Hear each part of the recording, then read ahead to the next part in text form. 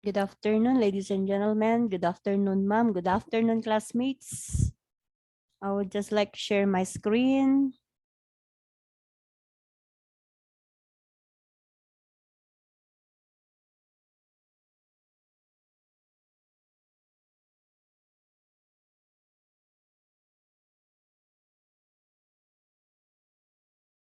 Before I begin, I am Romelia P. Tamayo from Ilocos Sur, an MPH student, Masters in Public Health student from Virgen Milagrosa University Foundation.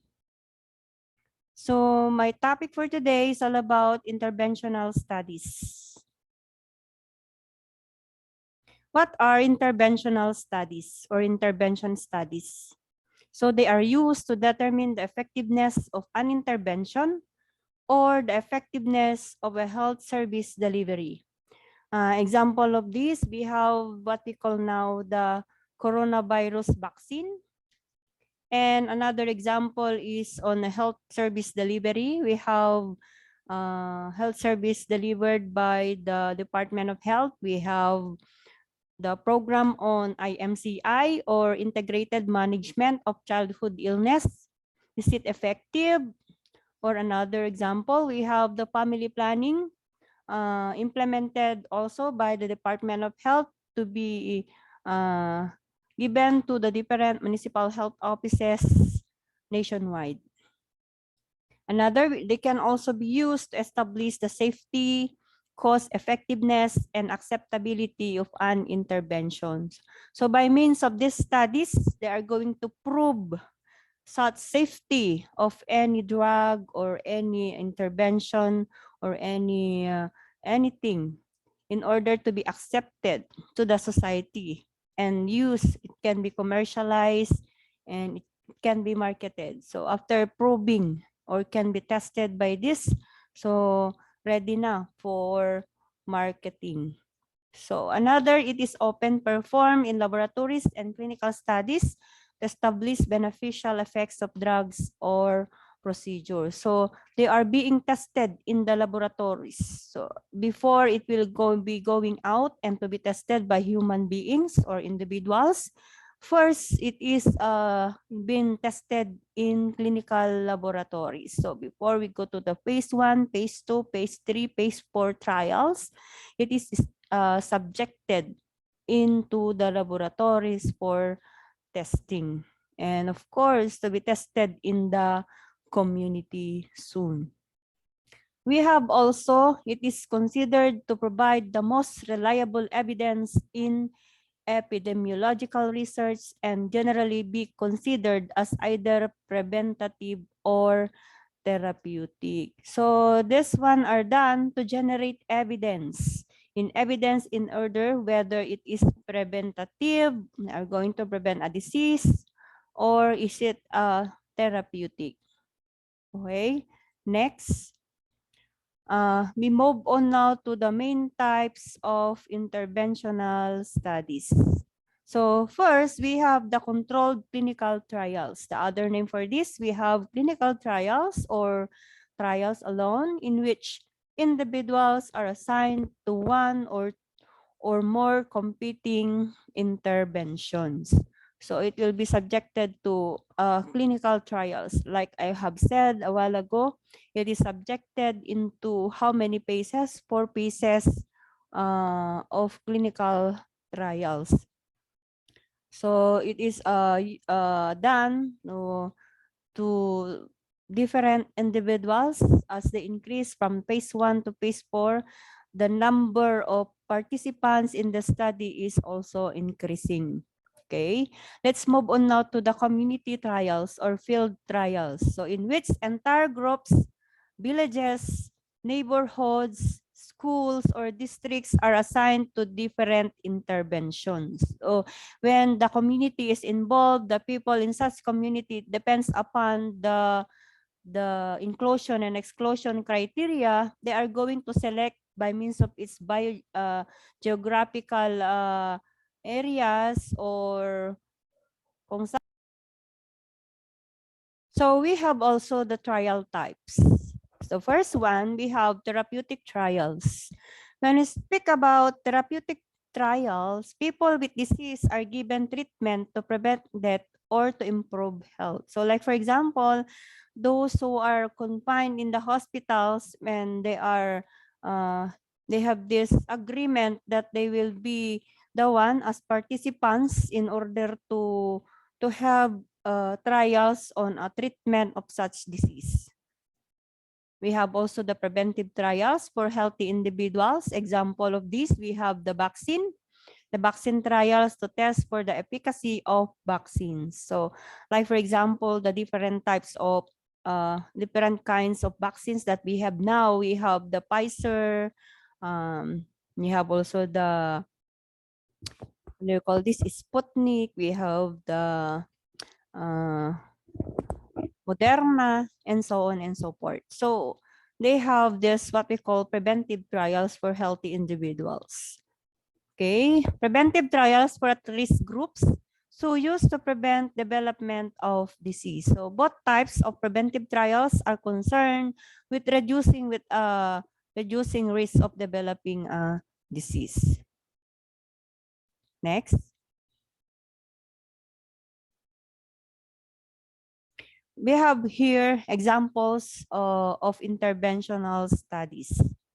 So administration of a drug or vaccine or dietary supplement. So to test for the effectiveness of such vaccine or any other supplement, dietary supplement. We have here the vitamins and minerals. So before it will be marketed, they have to be tested.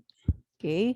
We have also performance of a diagnostic therapeutic procedure and introduction of an educational tool. So for us in the academe, so because of this pandemic, we have learned a lot of LMS or learning management system. So we have to be trained by different tools, synchronous and asynchronous method of teaching.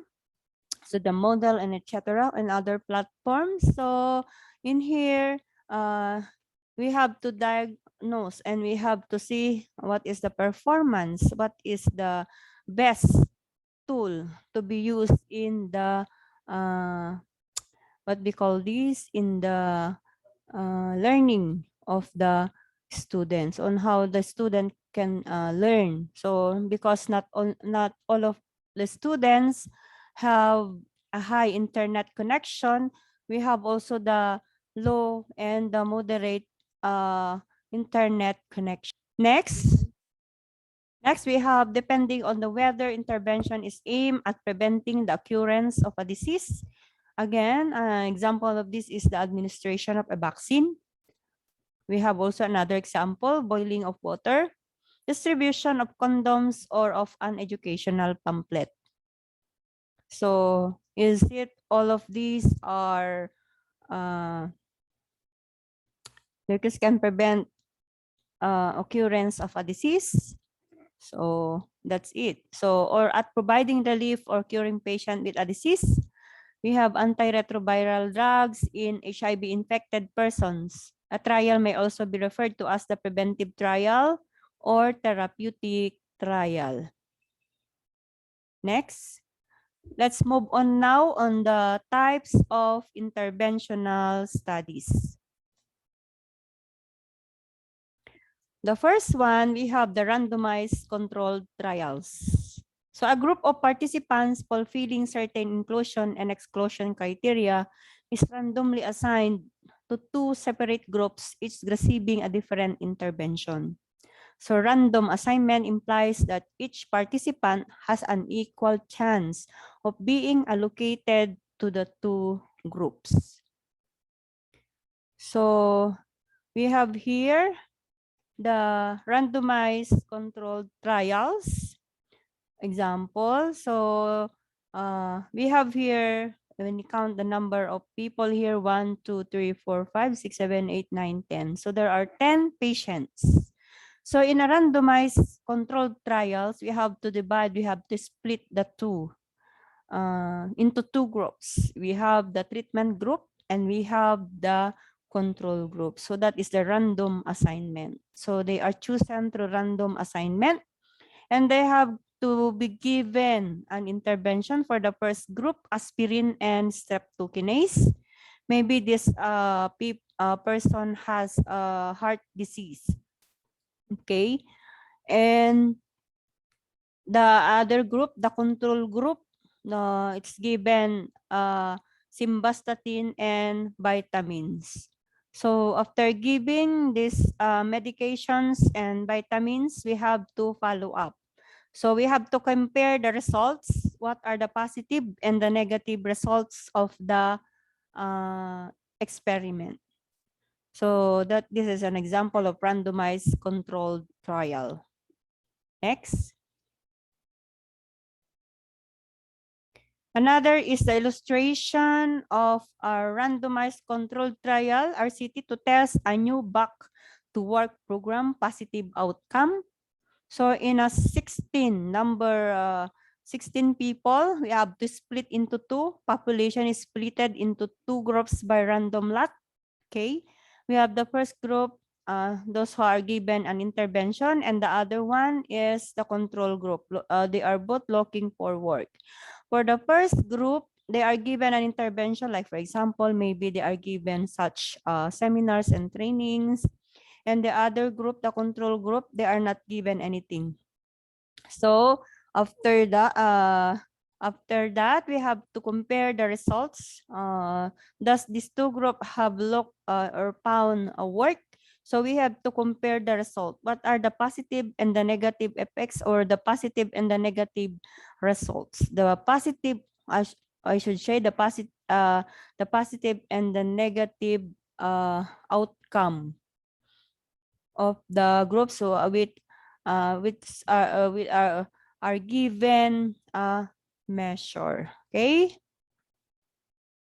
Next, let's move on now to the randomized controlled trials design. So the first one, we have the simple or parallel trials. Okay. In a simple or parallel trials, what will happen? So there are three groups of people here. So in the after screening, so in a parallel group of randomization, each participant will stay in the assigned treatment arm. When you speak about treatment arm, it is groups or subgroups for the duration of the study. So this can be applied to many diseases. Example, to many diseases, it allows running experiments simultaneously in a number of groups, and groups can be in a separate location. Okay, so after screening, so as you see in here, after screening, patients are randomized into separate treatment groups. So as you see, we have treatment A, treatment B, and treatment C. So they remain in the treatment arms for the duration of trial or analysis and follow-up activities. Okay. So after that, you will see the positive or the negative results. Next, moving on. So other examples, we have within person trials. For the participants may be given two treatments or two different sides of their body to act as then or controls. So we have also cluster trials. People are allocated in groups of clusters. Sometimes this is done by geographical area or health center. Okay. Another, we have historical control trials, practice of using data from past studies and administrative databases to estimate potential response to placebo or the standard of care treatment among patients in an ongoing study. Next, we have the equivalence trials, where a new treatment or intervention is tested to see whether it is better or equivalent to the current treatment. Need to be big trials in order to show statistical insignificance.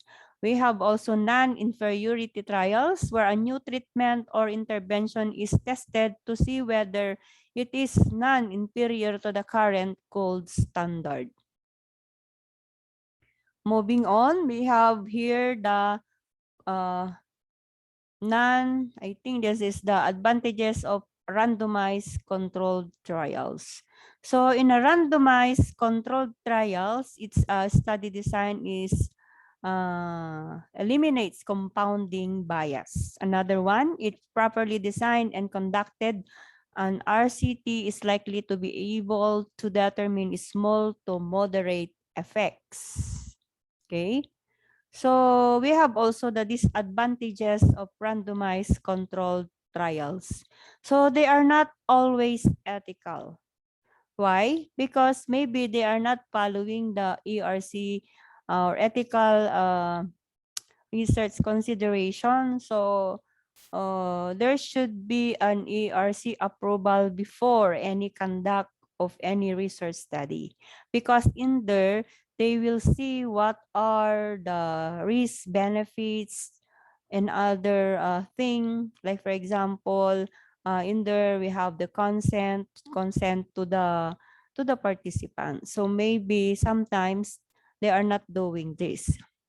So they are not always ethical.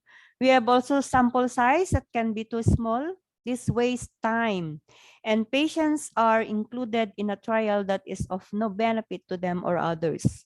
The larger the sample, the more successful the randomized procedure in removing confounding variables. They can be statistically insignificant but clinically unimportant. Also, significant tests can be misleading and they can be very expensive, and RCTs may not have external validity. That is, the result may not be able to generalize to the broader community. Unlike the observational study, RCTs use volunteers. Those who volunteer tend to be different from those who do not. Okay. So let's move on now to the second one. So non-randomized controlled clinical trials. So in here, participants are assigned to different intervention arms, okay, without following a random procedure. For instance, this may be based on the investigator's convenience or whether the participants can afford a particular drug or not. Although such a design can suggest a possible relationship between the intervention and the outcome, it is susceptible to bias, with patients in the two groups being potentially dissimilar, and hence validity of the result obtained is low. Next, we have also interventional studies without concurrent controls. When a new intervention, example, a new drug becomes available, it is possible to a researcher to assign a group of persons to receive it and compare the outcomes in them to that in a similar groups of persons followed up in the past without this treatment. So we have there the historical controls. This is liable to a high risk or bias, example, through differences in the severity of a disease or other factors in the two groups of or groups improvement over time in the available supportive care. We have also number 4, before, after, or pre-post studies. A variable of interest is measured before and after an intervention in the same participants. So examples include measurement of glycated hemoglobin of a group of persons before and after administration of a new drug. So in a particular dose schedule and at a particular time in a relation to it. So, or number of traffic accident deaths in a city before and after implementation of a policy of mandatory helmet use for two-wheeler drivers.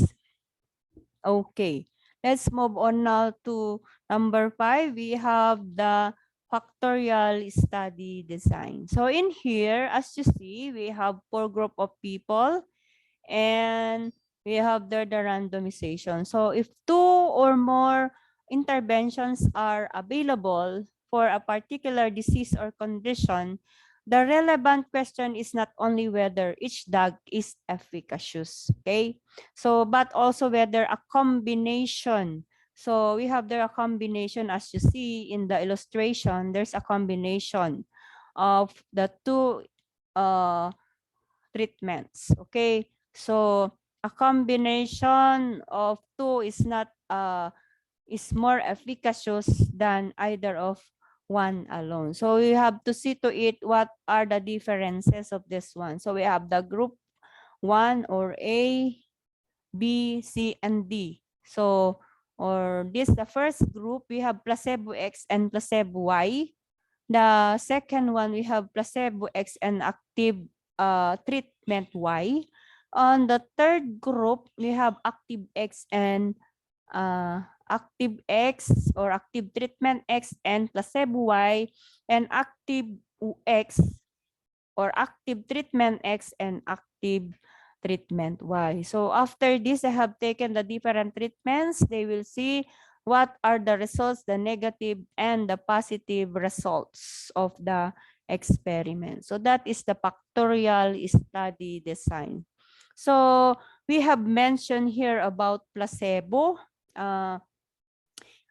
Classmates, when we speak about placebo, it is a medically inert substance or technique used in which it's administered like a drug. So we have, that is what we call the sugar pill.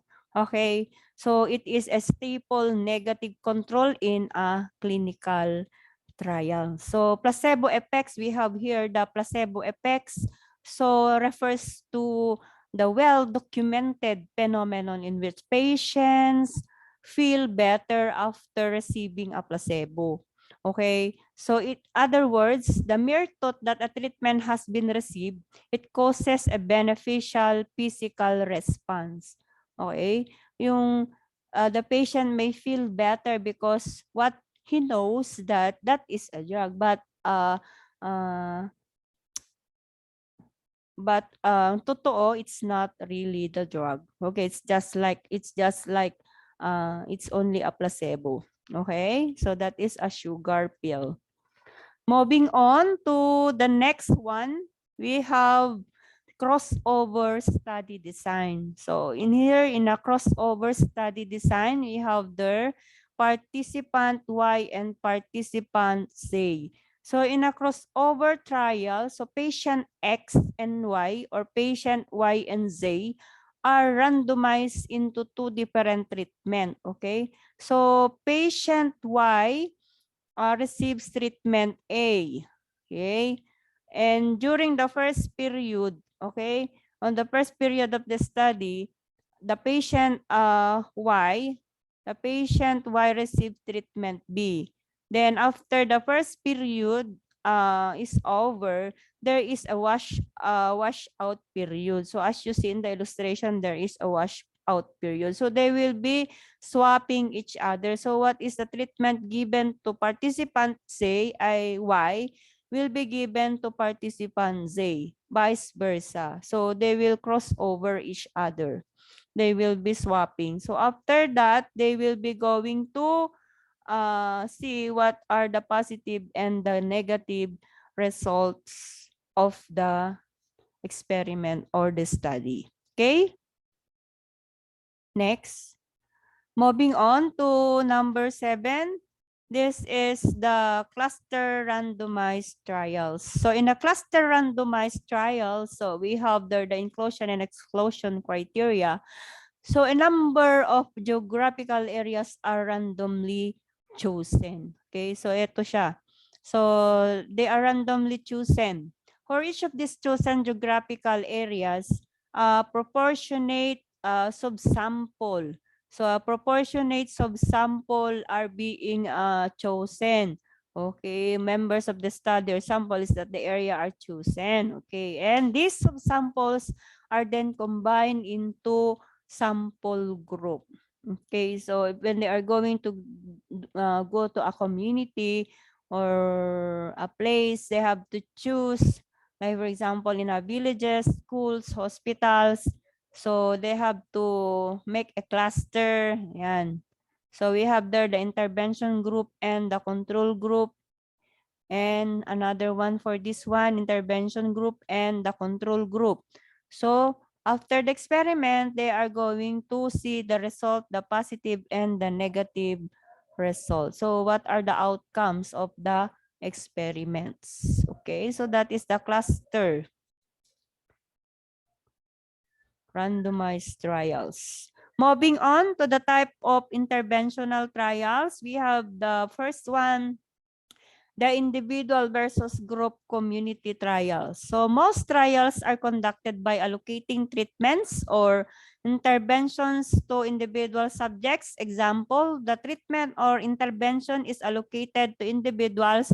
For example, investigators specially compared the effectiveness of glucosamine and chondroitin and several other drugs in the ability to relieve symptoms of osteoarthritis. Subjects were randomly assigned to receive one or several possible treatments. As they were found and assessed for pain relief and other.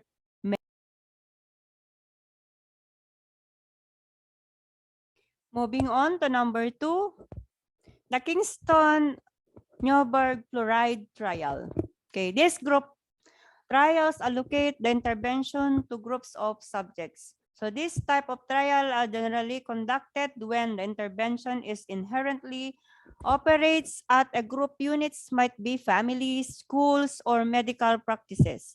A well-known type of group trial in a community trial in which the intervention is allocated therapy to entire communities or neighborhoods. So in the 1940s, the effectiveness of fluoride in preventing dental caries was tested, comparing the frequency of caries in the children in Kingston and Newburgh. So New York after Newburgh and fluoride added to the town's drinking water. Third, we have prevention trials or prophylaxis trials versus therapeutic trials. Clinical trials might also be distinguished based on whether they are aimed at assessing preventive intervention or evaluating new treatment for existing disease. Next, we have also the subjects participants. So we have another topic. We have the subject or participants. So a research subject is an individual that participate in research. So anybody who participated in research are considered participant or the subject. So it can be human being, it can be animals, or it can be a group of people. Okay, we have also another one. Data collected from the subjects help to answer the questions under study. Okay, we have also referred to as human subjects, research participants, or research volunteer. We have research studies involving human must be approved and monitored by an institutional review board. So I would like to share to you about the IRB or the ERC in our university, University of Northern Philippines. It is chaired by a priest, Father Alfredo B. Corpus, and he has its members with different fields of expertise. I think they are 6 in or 5 in our institution. So before any conduct of the study in our university, they should have passed all the requirements given by the ERC board. So we have the researcher should have to pass the form 1A and form 1B.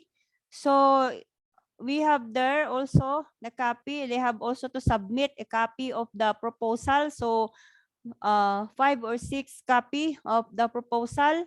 We have also the description of the ethical consideration involved in the project. So they have to fill up the form 1A and 1B. They have to describe there. Okay? So the description of the ethical consideration. So in the description of the ethical consideration, we have there the risks, the benefits, the conflict of interest, We have also the privacy and confidentiality. We have vulnerability, recruitment process.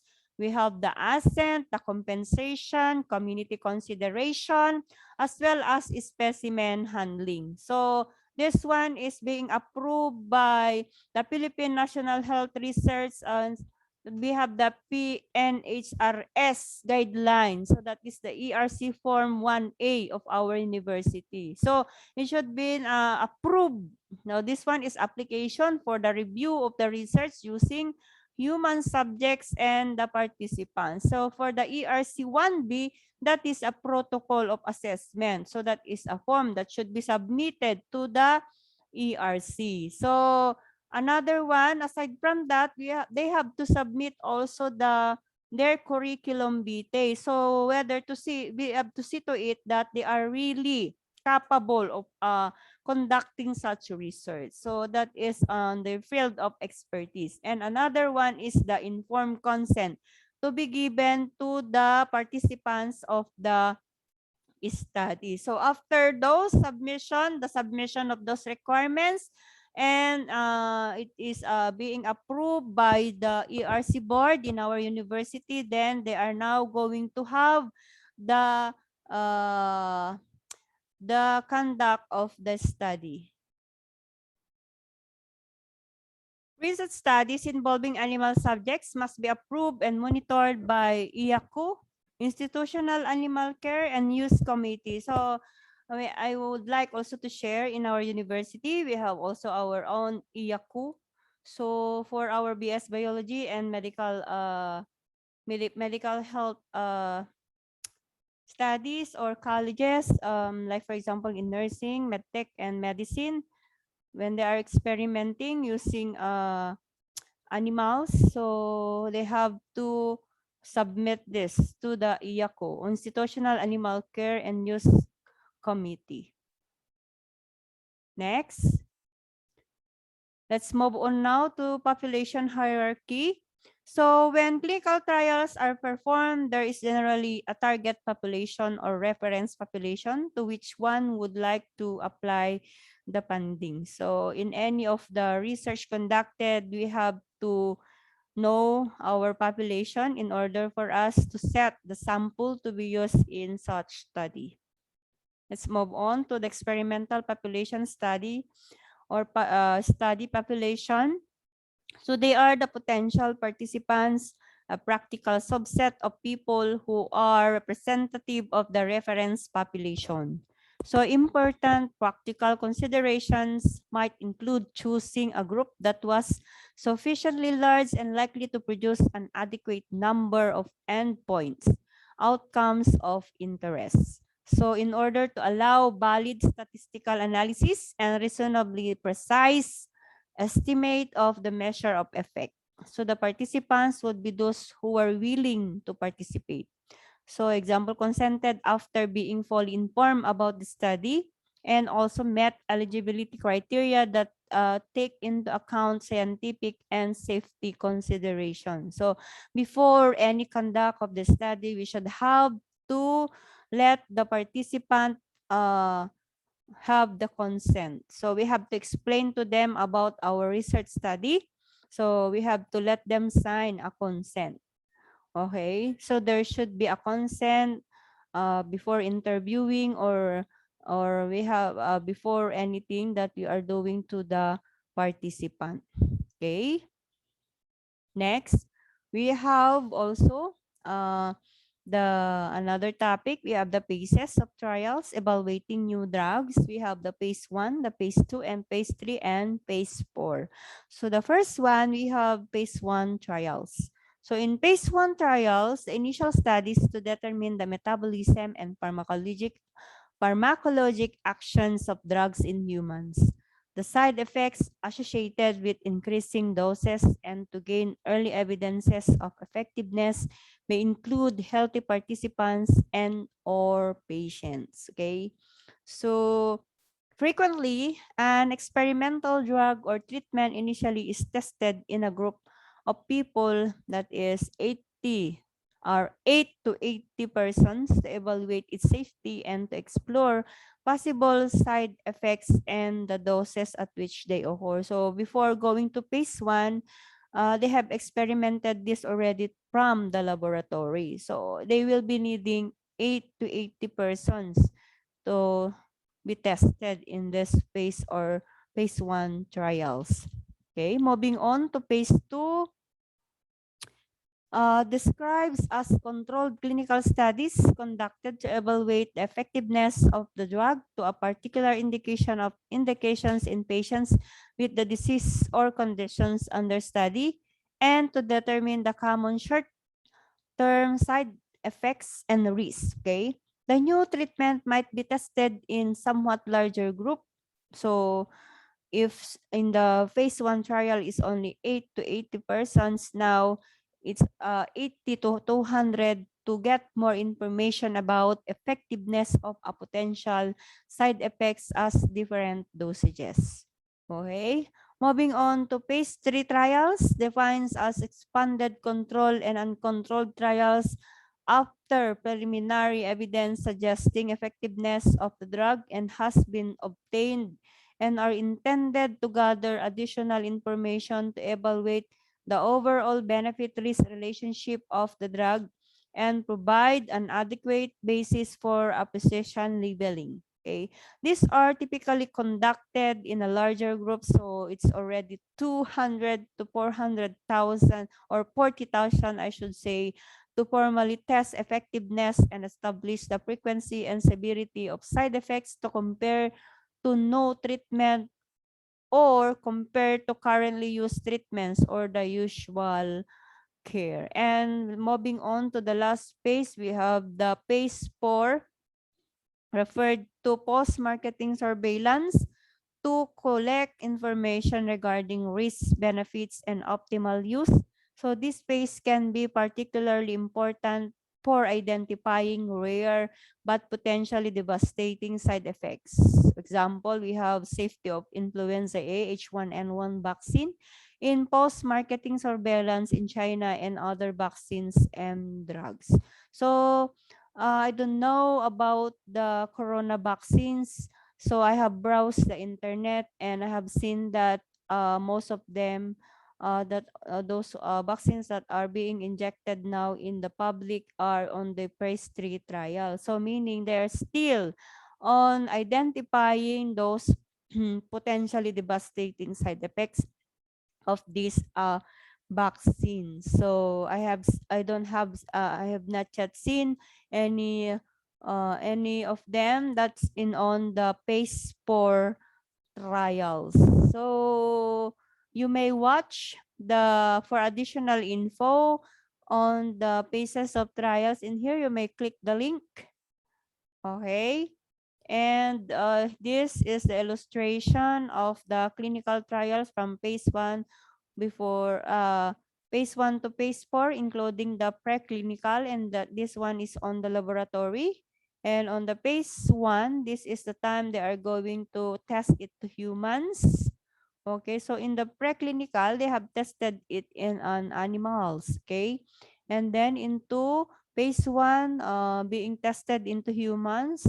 And all of this from phase 1, phase 2, phase 3, phase 4 are being tested into humans. So participants, as they move on to phase 4, there is an increasing number of participants. And then on the third phase, so the one may have to confirm the safety and effectiveness, and on it's being already been approved. Drug is approved for phase 4 and for marketing. So it's now ready for marketing to the public. Okay, so that's all for the clinical trials. And that's all. These are my references. Thank you so much for listening. Thank you, classmates, and thank you, ma'am. So this is my report. So if you have any questions, you may PM me in our messenger. Thank you. Stay safe.